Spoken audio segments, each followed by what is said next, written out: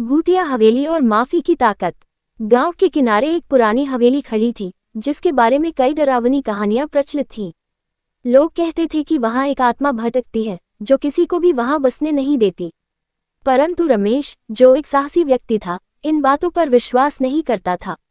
वह अपनी पत्नी सीमा और बेटे रोहन के साथ उस हवेली में रहने के लिए आ गया। पहले कुछ दिन तो सब सामान्य रहा, लेकिन फिर अजीब घटनाएं घटने लगीं। कभी दरवाजे खुद ब खुद खुल जाते, कभी खिड़कियों से अजीब सी आवाजें आने लगती।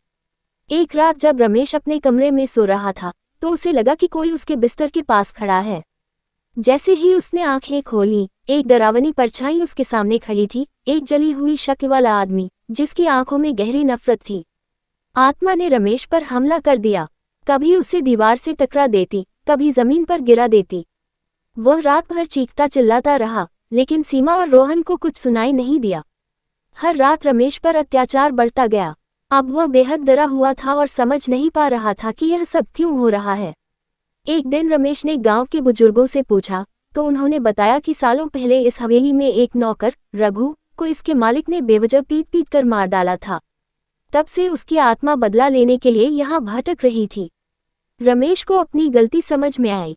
उसने उसी रात एक दीपक जलाया और आत्मा से माफी मांगने के लिए उसके सामने खड़ा हुआ। आंसू भरी आंखों से उसने कहा, मैं नहीं जानता था कि तुम्हारे साथ अन्याय हुआ है। मैं तुम्हारी पीड़ा को महसूस कर सकता हूँ।